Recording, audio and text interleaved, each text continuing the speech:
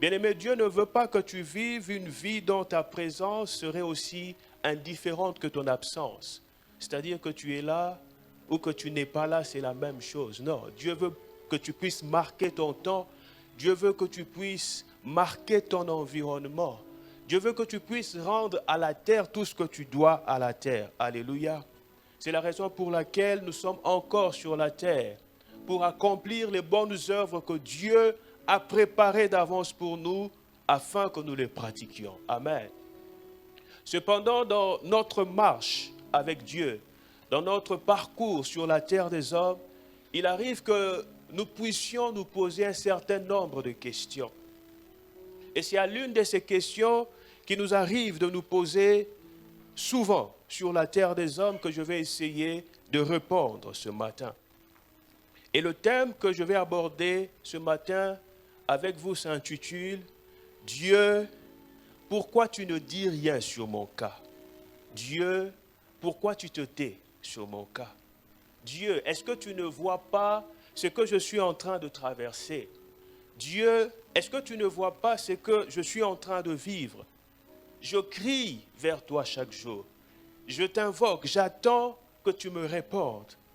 Mais je suis face à un silence éloquent. Mais je suis face à un silence qui me trouble. Mais pourquoi tu ne dis rien à mon sujet? Alléluia. Il nous arrive de nous poser cette question, n'est-ce pas? Bien-aimés, Jésus-Christ lui-même s'est aussi posé cette question. On va lire dans Matthieu, chapitre 27. Quand j'ai annoncé les thèmes, j'ai vu certaines personnes qui sont en train de rire. Dieu ne parle pas en vain. Je sais que c'est le soupir du cœur de plusieurs d'entre nous. Amen. Matthieu chapitre 27. Le verset 46. Le frère du multimédia, ce serait bien si vous affichez les versets. Voilà. Matthieu chapitre 27, le verset 46, la Bible dit « Et vers la 9e heure, Jésus s'écria d'une voix forte, « Élie, Élie, lama sabachthani » c'est-à-dire « Mon Dieu, pourquoi m'as-tu abandonné » Même Jésus-Christ s'est trouvé devant une situation qui le dépassait. Alléluia. C'est la raison pour laquelle la Bible dit que nous avons un souverain sacrificateur qui est excellent. C'est un souverain sacrificateur qui peut compatir à nos faiblesses. Parce qu'il a connu les mêmes problèmes que nous. Il a connu les mêmes travers que nous. Il a connu les mêmes challenges que nous. Alléluia. Bien aimé, il y a des moments où on a l'impression que le ciel nous a lâchés. Et vous savez, dans ce genre de circonstances, quand on interprète mal le silence de Dieu, ça peut vraiment te pousser à croire que Dieu est parti en voyage, que Dieu t'a réellement lâché. J'aimerais te dire que non. Le silence de Dieu ne veut pas dire qu'il t'a abandonné. Bien aimé, nous devons comprendre que le silence de Dieu peut correspondre au fait que Dieu t'a appelé à lui. Dans son schéma, Éphésiens chapitre 2, le verset 10, je l'ai cité tout à l'heure, la Bible dit que car nous sommes son ouvrage, ayant été créés pour des bonnes œuvres que Dieu a préparées d'avance pour nous afin que nous le pratiquions. Donc, quand Dieu t'a appelé à lui à cause de son appel, il peut arriver qu'à un certain moment de ta vie, tu passes par certaines pénibilités. Il peut arriver qu'à un certain moment de ta vie, tu passes par des difficultés où tu as l'impression que tu es accablé par un certain nombre de fardeaux, où tu as l'impression qu'il y a certaines situations qui t'oppressent. Ta vie ne semble pas rayonner comme la promesse qui a été annoncée. Ou alors tu vois les gens, toutes les personnes qui sont autour de toi. Ces personnes ont des témoignages extraordinaires. Mais dans ton cas, c'est le désert, c'est le silence, c'est le noir, c'est le blackout. Comme si Dieu ne voit pas ce que tu es en train d'endurer. Et le pire dans tout ça, tu te dis que, et pourtant je suis intègre, je suis droit, je suis consacré, je crains Dieu, je prie, je jeûne régulièrement, je suis fidèle. Mais quelque part, c'est comme si il y a des charges sur ton Dieu. Et tu dis, Dieu, pourquoi tu ne changes pas ma situation? Dieu, pourquoi tu ne dis rien concernant mon cas? Pourquoi tu ne fais rien? Bien aimé, j'aimerais te dire que Dieu peut être silencieux dans deux cas. Dis à ton voisin, il y a deux cas. Premier cas, Dieu peut être silencieux parce qu'il a résolu de travailler à l'intérieur de toi. D'abord, c'est le premier cas. Jérémie chapitre 18, du verset 3 au verset 4.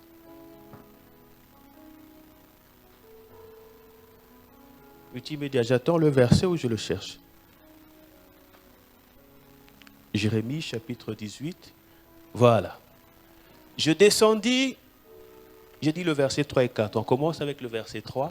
Je descendis dans la maison du potier, et voici, il travaillait sur un tour. Le verset 4.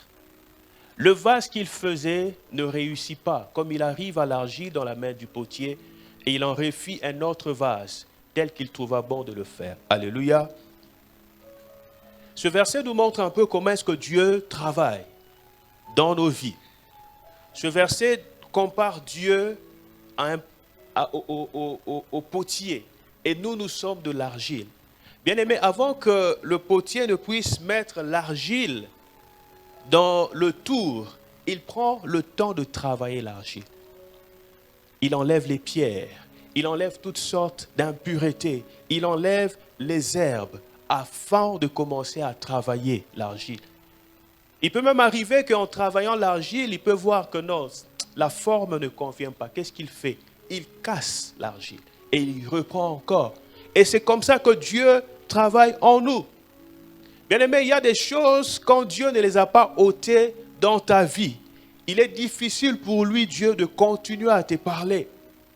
Parce qu'il veut d'abord que le processus de séparation, le processus d'épurement, le processus de renouvellement de l'intelligence puisse atteindre un certain niveau dans ta vie pour qu'il commence à nouveau à te parler. Donc à partir de cet instant, tu passes dans son laboratoire où il est en train de travailler. Jérémie chapitre 1, le verset 5, Dieu pouvait dire à Jérémie, avant que je t'eusse formé dans le ventre de ta mère, avant que tu sois sorti de son sein, je te connaissais. Je t'avais consacré, je t'avais établi prophète des nations. Ce verset nous apprend que Dieu connaît ta vie avant même que tes parents n'aient eu le projet de t'avoir. Dieu connaît ta vie avant même que tu sois sorti dans le sein de ta maman. S'il t'a envoyé sur terre, il t'a suscité à dessein. Il t'a suscité pour servir à sa cause. Il faut que tu saches que Dieu t'a appelé pour un but. Alléluia. Et il ne faut pas que tu essayes de réussir selon toi pour impressionner Dieu. Parce que dans le plan de Dieu, tu es déjà une réussite. Je pensais que je parlais à quelqu'un. Bien-aimé, Dieu t'a déjà vu réussite. Vous savez, dans le sein de la maman, vous savez qu'il y avait combien de personnes qui étaient en course? Il y avait combien de personnes, bien-aimés? Il y avait près de 2 milliards de personnes dans le sein de la maman. Tous voulaient devenir un fœtus, pour devenir un bébé ensuite pour sortir. Alléluia. 2 milliards de personnes. 2 milliards. Mais combien de personnes sont sorties? Uniquement toi. Donc pour Dieu, quand Dieu te regarde, tu es déjà une réussite. Alléluia. Si tu es sorti du ventre de ta maman, c'est parce que pour Dieu, tu es déjà un succès. Dieu ne traite jamais avec les personnes si au préalable, il ne les a pas encore pesées. La Bible dit que ceux qu'il a connus d'avance, il les a prédestinés. Et ceux qui les a prédestinés, il les a appelés. Si tu es sur la terre des hommes, c'est que Dieu t'a appelé. Et si Dieu t'a appelé, c'est qu'il connaît ta fin. Alléluia. Est-ce que je parle à quelqu'un? Je veux dire à quelqu'un que Dieu est bien informé de toutes les batailles, de tous les défis, de tous les problèmes que tu peux avoir dans ta marche, dans ta course, sur la terre des hommes. Dieu le sait. Alléluia. Et s'il permet qu'un défi, s'il permet qu'une situation quelconque puisse t'arriver sur ton chemin, c'est parce qu'il sait qu'il a imparti en toi les capacités pour t'en sortir. Dieu dit que tu ne seras jamais tenté au-delà de tes forces. Est-ce qu'on peut lire 1 Corinthiens chapitre 10, le verset 13? C'est un verset que j'ai illustré ici il y a plusieurs années. J'aimerais l'illustrer encore. 1 Corinthiens chapitre 10, le verset 13. On va le lire et j'aurai besoin de 4 personnes Est-ce qu'on peut m'afficher le verset? 1 Corinthiens, chapitre 10, le verset 13. Est-ce que je parle à quelqu'un ce matin? 1 Corinthiens 10, 13. Lisez avec moi. La Bible dit, aucune tentation ne vous est survenue qui n'ait été humaine. Et Dieu, qui est fidèle, ne permettra pas que vous soyez tentés au-delà de vos forces. Mais avec la tentation, qu'est-ce qu'il fera? Il préparera aussi le moyen d'en sortir afin que vous puissiez la supporter. Dieu ne permettra pas que la tentation te dépasse. Bien-aimé, si tu as un enfant de 5 ans, toi qui es parent, tu vas accepter de le voir soulever quelque chose qui pèse 100 kilos. Est-ce que tu peux accepter ça? Alléluia. Si tu le laisses porter quelque chose, c'est que tu as évalué la chose. Tu sais qu'il peut supporter la chose. Alléluia. J'aimerais refaire cette illustration. Est-ce que 4 personnes peuvent venir? Dans les 4 personnes, j'aimerais que le frère Neil soit là. Le frère Ilboudou aussi. Donc il reste combien? 2 personnes. Viens. Je veux une personne costaud. Voilà. Toi, viens. Voilà. Viens. Mets-toi ici. Est-ce que les 3, vous pouvez vous mettre en rang, en regardant le frère? Toi, tu viens le dernier. On commence avec toi. Ensuite, Ilboudou, tu viens derrière lui. Alléluia. Ça, c'est l'illustration de 1 Corinthiens, chapitre 10, le verset 13. La Bible dit qu'aucune tentation qui vous est survenue n'est humaine. Dieu ne permettra pas que vous soyez tentés au-delà de vos forces. Alléluia. Moi, je suis Dieu. Lui, c'est le chrétien. Moi, en tant que Dieu, j'aime mon fils qui est le chrétien. Je l'aime, je le couvre, je le protège. Et ces 4 individus sont des tentations. Le mot tentation veut dire aussi épreuve. Alléluia. C'est des mots qui sont synonymes. Maintenant, la première épreuve vient pour toucher à mon fils. Qu'est-ce que moi, Dieu, je fais? Je vais l'évaluer. Je vais dire quoi?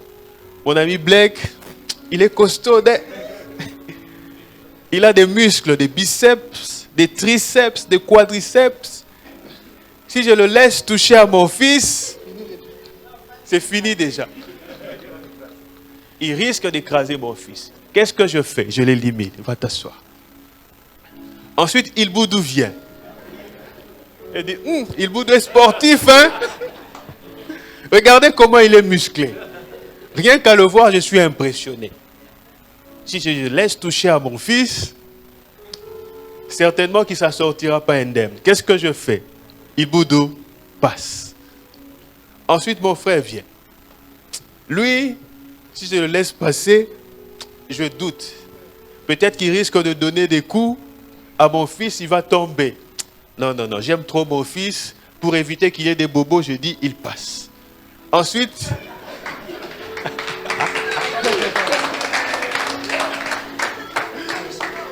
la dernière épreuve vient. J'analyse la dernière épreuve et je regarde mon fils. Je sais que ça, non. Alléluia. Et je laisse passer. Acclame le Seigneur. C'est ce que Dieu fait. Dieu filtre les épreuves qui viennent dans nos vies. Donc si une épreuve est arrivée, ça veut dire que Dieu l'a évaluée, Dieu l'a pesée. Et il fait confiance aux capacités qu'il a imparties à l'intérieur de toi.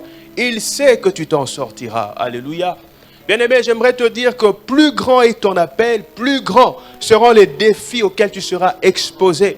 Parce que Dieu connaît la capacité qu'il a déposée à l'intérieur de toi. Est-ce que je parle à quelqu'un? Donc les grands troubles, les grands défis, les grands problèmes de la vie ne viennent pas pour t'ébranler, mais ils viennent pour révéler justement qui tu es et le potentiel que Dieu a déposé à l'intérieur de toi. C'est pourquoi pendant ce temps, Dieu continue de travailler sur ton cœur, il continue de t'épurer, il veut tamiser. Bien aimé, vous avez déjà vu comment est-ce que les chercheurs d'or font? Ils prennent un grand tamis, il jette de la terre dessus. De la terre. Et dans la terre, il y a tout. Il y a des cailloux, il y a toutes sortes de choses. Et il verse de l'eau dessus. Et il tamise, il tamise, il tamise. Ensuite, il sépare les cailloux, il sépare les pierres pour ne laisser que de l'or. C'est ce que Dieu fait. Il tamise, il sépare. Parce que nous sommes tous arrivés à Jésus avant d'être chrétiens, avant d'être enfants de Dieu. Nous étions dans le monde. Nous sommes livrés à tous les penchants du monde. Et par la suite, Dieu nous a appelés à lui. Et certains d'entre nous qui nous sommes convertis, Dieu avait déjà le regard sur nous dès le jour où nous sommes sortis du sein de notre mère, avant même que nous puissions lui donner notre vie.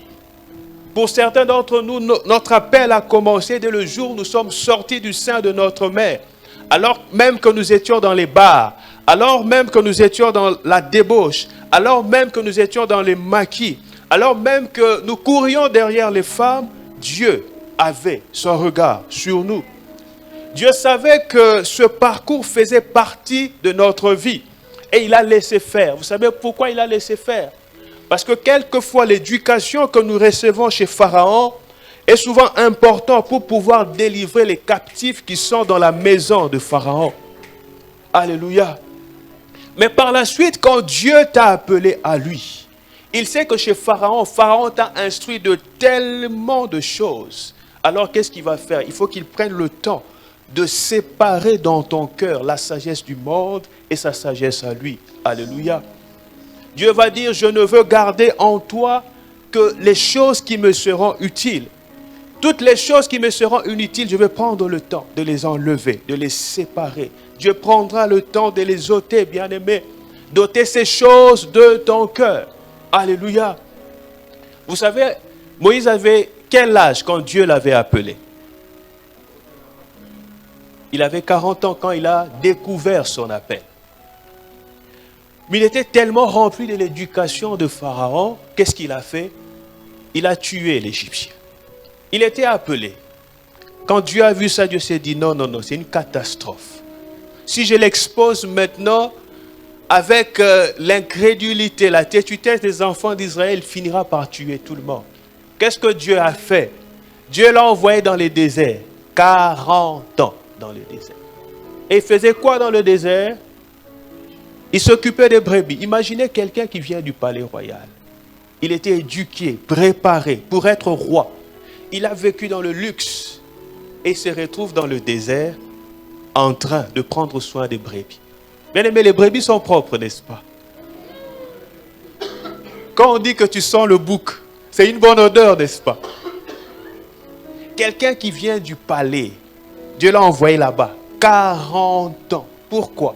Dieu devait le briser. Dieu devait épurer son cœur. Est-ce que je parle à quelqu'un ce matin? Est-ce que je parle à quelqu'un? Dieu prendra le temps qu'il faudra pour séparer, pour épurer ton cœur. Mais toi, chrétien iPhone, chrétien Android, tu dis non. Seigneur, je veux te voir tout de suite. Je suis en train de souffrir. J'ai besoin de ton intervention. Dieu dit non. Je suis en train de travailler en toi. Et si tu pouvais ouvrir le laboratoire de ton cœur, à la porte du laboratoire, tu verrais que Dieu avait inscrit silence. On travaille. Alléluia. Est-ce que je parle à quelqu'un? Et pendant le temps où Dieu travaille, bien aimé, personne ne va voir ce que tu endures. Même ton oncle qui t'envoyait des westerns là, il va t'oublier. Tu l'appelles, ça chauffe, il te dit oui, je t'envoie ça ce soir. Le soir, tu l'appelles, il ne répond plus. Tu es au travail, tu es compétent, tu fais beaucoup de choses, mais personne ne remarque ce que tu fais. Personne ne te connaît, mais Dieu te connaît. La relation et la liaison avec lui avait déjà commencé. Dieu a déjà commencé son travail avec toi. Il attend simplement que les choses arrivent à leur terme. Alléluia. C'est le premier point. Dieu veut épurer ton cœur. Est-ce que tu peux le dire à ton voisin? Dieu veut faire cette séparation. Aujourd'hui, les chrétiens sont pressés. Ils veulent que Dieu les utilise tout de suite. Avec tout ce qu'ils ont dans leur cœur. Bien aimé, c'est impossible. Dieu ne va jamais t'exposer. Dieu ne va jamais t'utiliser tant que tu ne t'abandonnes pas à ce processus de purement. tout passe par la séparation. Dieu doit tamiser. Alléluia. Dieu doit t'émonder. Dans Jean chapitre 15, le verset 2, Dieu parle des sarments. Dieu dit que tout sarment qui porte du fruit, qu'est-ce que Dieu fait? Il l'émonde afin qu'il porte davantage de fruits. Émonder un arbre, c'est quoi? Vous savez, un arbre a beaucoup de branches, n'est-ce pas? Il y a des branches qui portent du fruit, il y a des branches qui ne portent pas du fruit. Ces branches sont là uniquement pour manger de la sève inutilement. Si on veut que l'arbre puisse porter davantage du fruit, on coupe les branches inutiles. C'est ce que Dieu fait.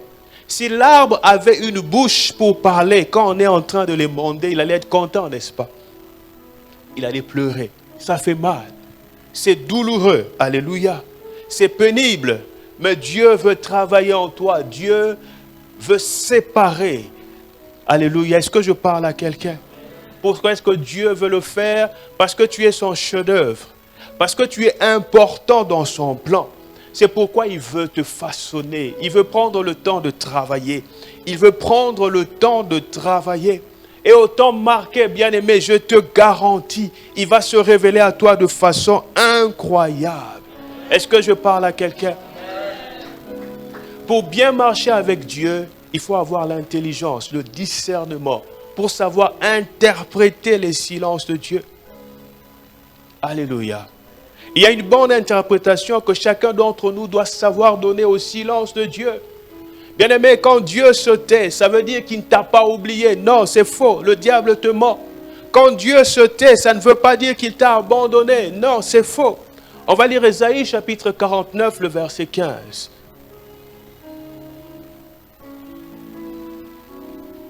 Ésaïe chapitre 49, le verset 15.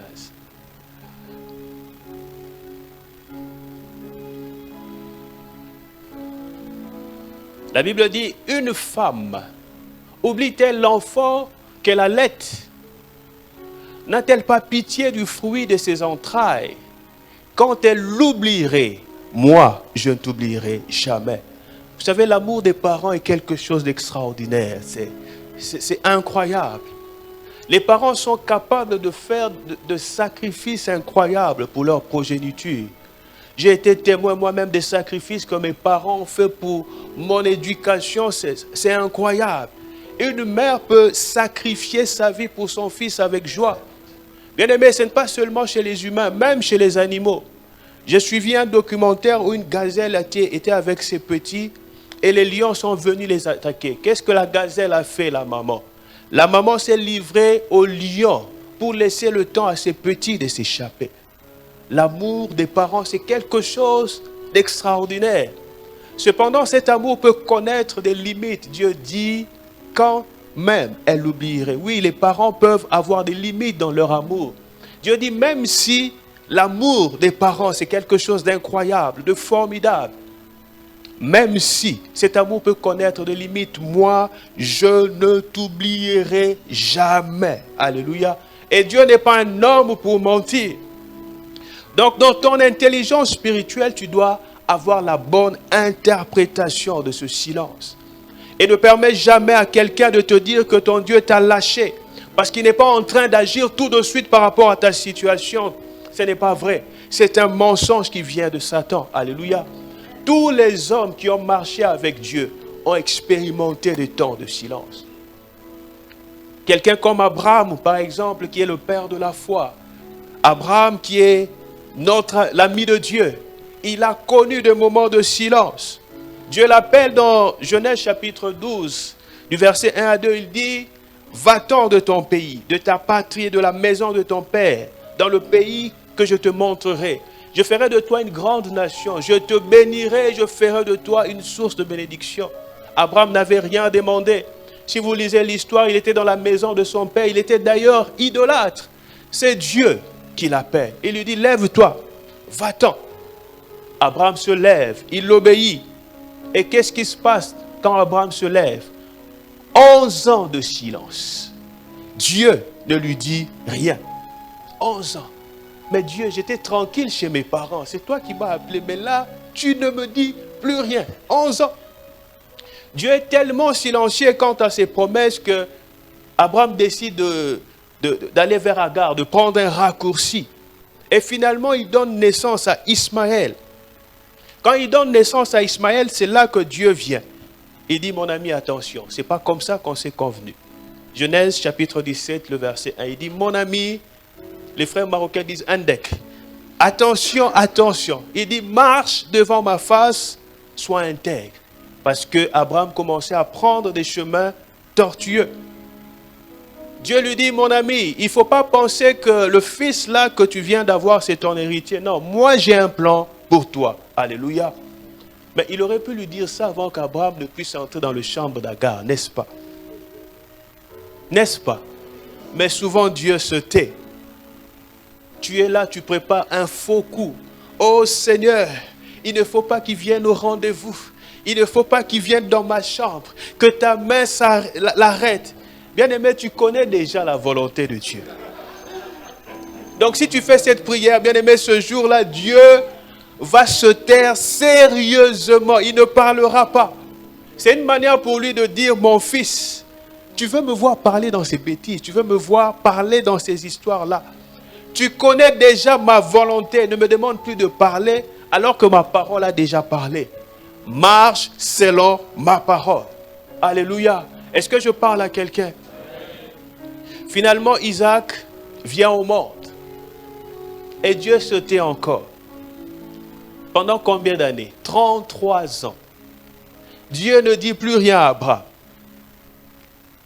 J'imagine que Abraham se demande, mais Dieu est parti, il est parti en voyage, bon, ou bien la mission est finie. Abraham dit, bon, de toute façon, il m'avait promis un fils, j'ai mon fils, donc on va faire la fête avec ma femme Sarah, tout ça. Mais quelques versets après, Dieu revient. Genèse chapitre 22, le verset 2. Il dit, prends ton fils. Pour enlever toute ambiguïté dans la tête d'Abraham, il précise, il dit, ton unique, celui que tu aimes, va me l'offrir en holocauste. Alléluia. Imagine la réaction d'Abraham. Alléluia. Bien aimé, souvent Dieu reste silencieux dans certains cas dans notre vie parce qu'il nous attend. Il nous attend au niveau du sacrifice qu'il nous a demandé. Tu avais fait un vœu au Seigneur. Moi, je sais, je vais être partenaire de l'église. Je vais soutenir l'église, je vais donner tel montant. Mais après, on te relance, tu ne dis plus rien. Et Dieu reste silencieux. Bien aimé, tant que le sacrifice que tu y as promis à Dieu, tu ne l'honores pas, quelle que soit la nature du sacrifice, Dieu peut rester silencieux dans ta vie. Est-ce que je parle à quelqu'un? David aussi a connu des moments de silence dans sa vie. Le silence de Dieu. David a été oint de manière extraordinaire au milieu de ses frères. Vous connaissez l'histoire. Quand Samuel est arrivé dans la maison de David, qui cherchait un roi, son père a pensé à tout le monde, sauf à David. David n'était pas là. Son père a fait défiler tous les frères de David. Samuel disait non, non, non. À la fin, il dit, mais est-ce que c'est tout ce que tu as comme fils? C'est là qu'il se rappelle, ah, il y a un petit brigand là que j'ai envoyé quelque part pour paître les troupeaux. Alléluia. Quand on lit cette histoire, on pense que David paissait les troupeaux à côté. Hein, nous sommes au centre-ville, il paie les troupeaux à Atlas, on envoie chercher. Non, c'était loin. Il était peut-être à Meknes avec les troupeaux. Finalement, on l'envoie chercher. Parce que les yeux de Dieu, le choix de Dieu portait sur la personne de David. Et j'imagine les railleries de ses frères après qu'on l'ait oint comme roi.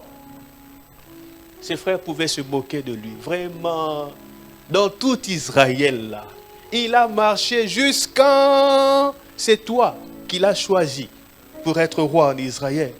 Est-ce que Dieu sait qui est ta mère? Est-ce que Dieu peut utiliser un gars comme toi? Est-ce que Dieu sait même dans quelles conditions tu es né? On va te mettre l'huile sur toi, on va te oindre comme ça au hasard. Les affaires d'église là, les affaires des prophètes là, est-ce que vous croyez vraiment à ça? Alléluia. Bien-aimé, on peut te oindre. On peut te donner des prophéties, mais les gens ne croient pas. Les gens peuvent dire que non, l'homme de Dieu s'est trompé. J'aimerais te dire que Dieu ne se trompe jamais. Ce n'est pas parce que tu ne vois pas les choses, c'est passé comme tu veux le voir à l'instant, que Dieu n'est pas en train d'agir. La Bible dit ceci dans Ecclésiaste chapitre 11, le verset 5. Comme tu ne sais pas quel est le chemin du vent, ni comment se forment les eaux dans le ventre de la femme enceinte, tu ne connais pas non plus l'œuvre de Dieu qui fait tout. Qui connaît comment est-ce que dans le ventre de la maman les eaux se forment? Qui peut prédire la direction par laquelle viendra le vent? Alléluia. Dieu prend son temps. Est-ce que tu peux dire à ton voisin, Dieu prend son temps? Il a son agenda. Il va au rythme de son calendrier. Dieu n'est pas pressé. Alléluia. On dit souvent que Dieu n'est jamais en retard. Mais on oublie d'ajouter qu'il n'est pas non plus en avance. Alléluia. Il vient en son temps. Mais aujourd'hui, dans notre génération, on veut tout voir tout de suite. Chap. On est habitué au fast-food. On veut que tout soit fast. Alléluia. Mais attention, avec Dieu, il y a un process. Il y a un processus. Mais ce processus est très important pour que ton cœur soit travaillé. Et tu dois apprendre à collaborer avec le processus de Dieu. Est-ce que je parle à quelqu'un? Bien-aimé, le silence de Dieu est une très très grande école. Est-ce que tu peux le dire à ton voisin? Le silence de Dieu est une très grande école. Quand Dieu est silencieux, bien-aimé, ce n'est pas le moment de dormir, de manger smida et dormir. Non. C'est le moment de te mettre à genoux. Parce que souvent, le silence de Dieu est une invitation à une guerre spirituelle. Rappelez-vous, quand Daniel a résolu de chercher Dieu, dès le jour où il a eu la pensée de chercher Dieu, Dieu l'avait déjà exaucé. Mais qu'est-ce qui s'était passé? Il y a eu une interférence dans le ciel.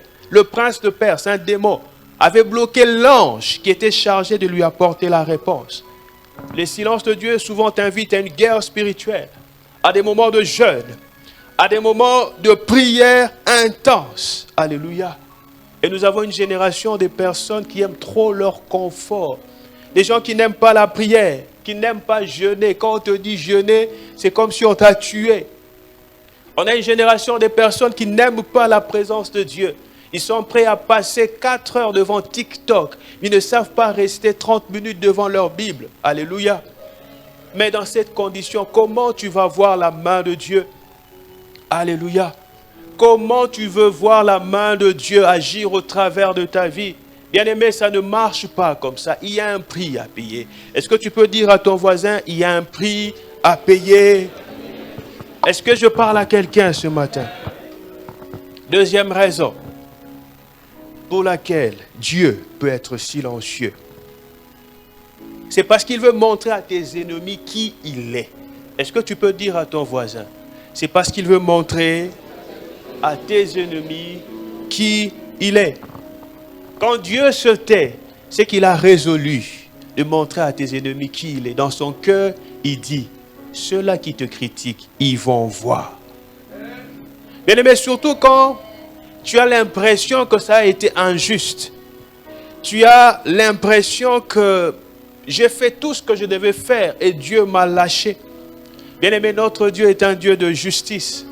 Ça veut dire que si on t'a accusé un jour, injustement, et que le ciel n'a pas répondu, bien-aimé, commence à louer. Parce que quelque chose de terrible se prépare.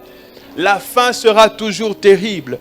Dieu ne lâchera jamais les personnes qu'il a appelées. Jamais. Il dit, ceux que j'ai appelés, qu'est-ce que j'ai fait? Je les ai aussi justifiés. Alors pendant ce temps de silence, bien-aimé, ne lâche pas la main de Dieu. Continue de croire. Est-ce que je parle à quelqu'un? Ne lâche pas la main de Dieu. Dieu fera des choses incroyables. Tes adversaires verront la grandeur de Dieu. Et c'est exactement ce que Moïse savait au sujet de Dieu. Lors de ma dernière intervention, j'ai fait l'illustration ici de ce qui s'est passé le jour de la traversée dans la mer Rouge. Quand le peuple arrive devant la mer Rouge et que le peuple est en train de paniquer parce qu'il y avait 600 chars d'élite qui étaient derrière le peuple, qui le poursuivaient.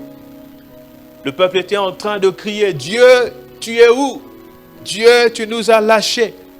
Dieu était resté silencieux. Et c'est Moïse qui s'est levé en premier.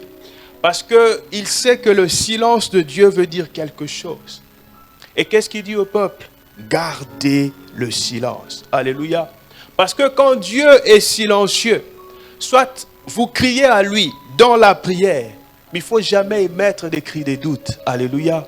Je le dis souvent, quand les enfants d'Israël sont sortis pour aller à la terre promise, il y avait un chemin plus court qu'ils pouvaient emprunter. Et le voyage allait durer à peine 2 semaines. Mais ils ont fait 40 ans dans le désert. Pourquoi? À cause de leur murmure, à cause de leur incrédulité. Bien-aimés, restez calmes, ne dites pas, Dieu, où es-tu? Dieu nous a lâchés. Dieu est là. Alléluia. Dieu ne lâche jamais le juste. Le psalmiste pouvait dire que depuis que j'ai été adolescent jusqu'à ce que j'ai vieilli, je n'ai jamais vu un juste abandonné, jusqu'au point que ses enfants aillent mendier du pain. Dieu ne lâche jamais le juste. Est-ce que tu peux le dire à ton voisin? Dieu ne lâche. Il ne lâche jamais le juste. Bien-aimé, ne murmure pas. Dieu m'a fait une promesse. Il est où? Non. Dieu ne lâche jamais le juste. Et c'est important de le comprendre et de le garder dans notre cœur. Devant la mer Rouge, le peuple était en train de paniquer. Ils ont dit à Moïse, mais Moïse, on aurait dû mourir en Égypte. Mais maintenant, tu nous amènes dans le désert. Ici, il n'y a même pas de tombeau. Si on meurt, qu'est-ce qui va se passer? Mais si tu meurs déjà. Qu'on t'enterre ou t'enterre pas, tu es déjà mort. Alléluia. Et pourtant, le peuple avait vu la main puissante de Dieu. Et pourtant, ce peuple a vu les 10 plaies puissantes de Dieu. Mais dès qu'il y a un premier problème, il commence à paniquer. Alléluia. J'aimerais te dire que le Dieu qui a intervenu hier, il interviendra demain dans ta vie. Parce qu'il est le même hier, aujourd'hui et éternellement. Alléluia. Bien-aimé, quand Dieu a commencé quelque chose dans ta vie, il a l'obligation de l'achever. Il achève toujours ce qu'il a commencé. Si dans nos immeubles, dans nos pays, on voit des immeubles inachevés, hein, d'ailleurs, il y a une expression que mes frères ivoiriens disent. Ils disent, je suis serein comme maison inachevée. Parce que dans nos pays, quand on commence les ouvrages là, 20 ans en chantier. Alléluia. Mais il n'en est pas ainsi de Dieu. La Bible dit que celui qui a commencé cette bonne œuvre, en vous la rendra parfaite. Alléluia.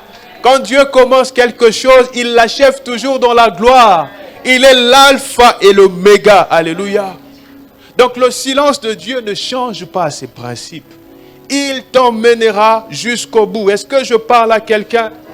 Quand Dieu t'a dit, allons de l'autre bord, bien-aimé, tu arriveras à l'autre bord.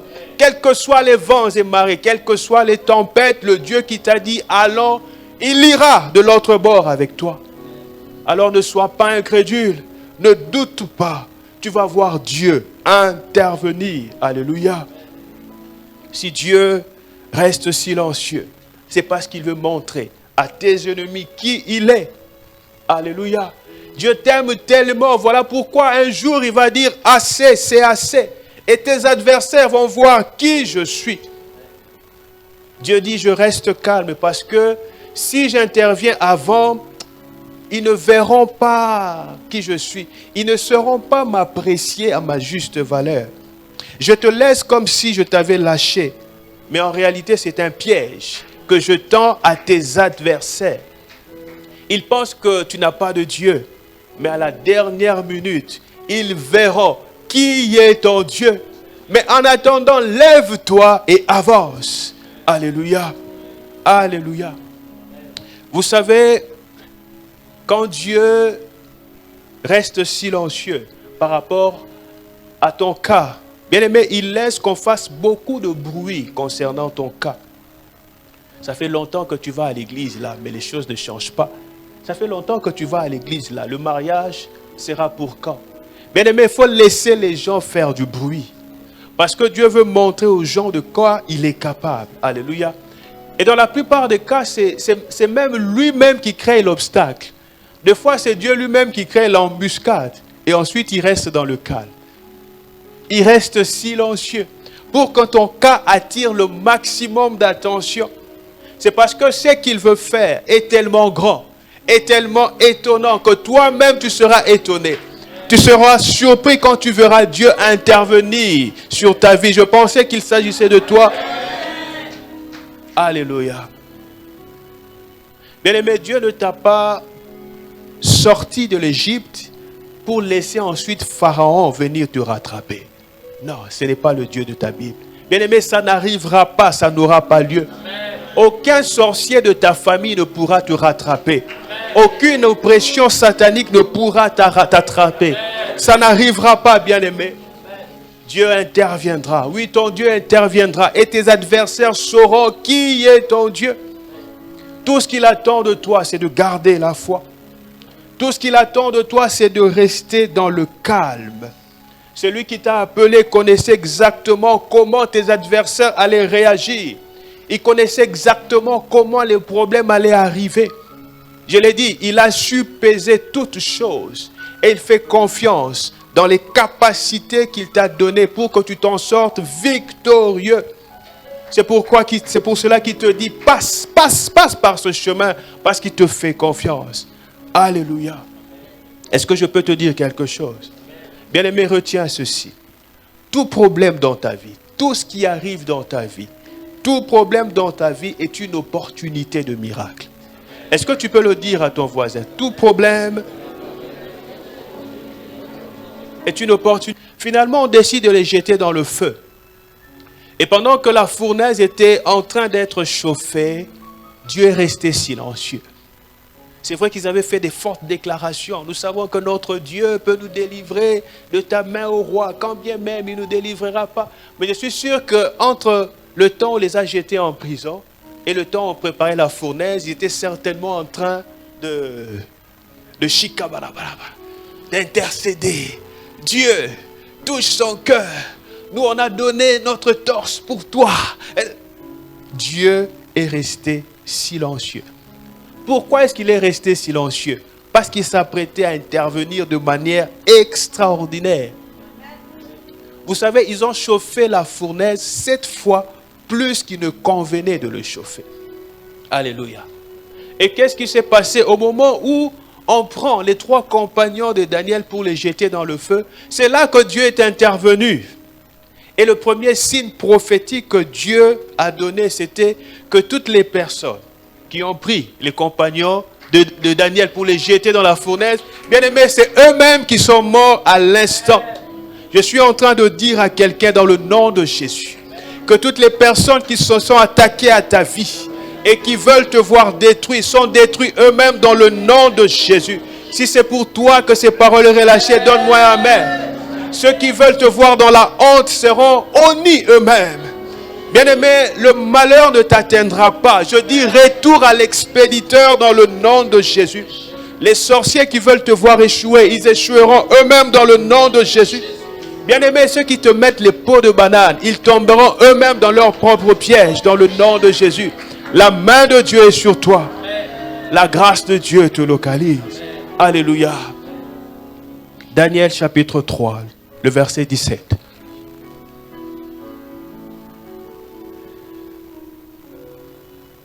J'ai pris beaucoup de temps, je vais finir ici. Daniel chapitre 3, ça c'est la réponse des compagnons de Daniel. Voici notre Dieu que nous servons peut nous délivrer de la fournaise ardente et il nous délivrera de ta main, ô roi. Ici, ils sont en train de parler comme ça, ils sont déjà arrêtés. Ils sont déjà en prison. Mais ils n'ont pas changé leur discours. J'aimerais te dire de ne permettre à personne de museler ta foi. Bien-aimé, qu'aucun problème ne te fasse changer de discours. Qu'aucun défi ne te fasse prendre de raccourcis. Que le silence de Dieu ne t'emmène pas à changer d'itinéraire. Ton Dieu est vivant, il interviendra certainement au moment convenable. Que Dieu te bénisse. Que sa grâce surabonde dans ta vie, dans le nom de Jésus. Est-ce que tu peux te lever et rendre gloire à Dieu? Dis merci au Seigneur pour sa parole. Shalom.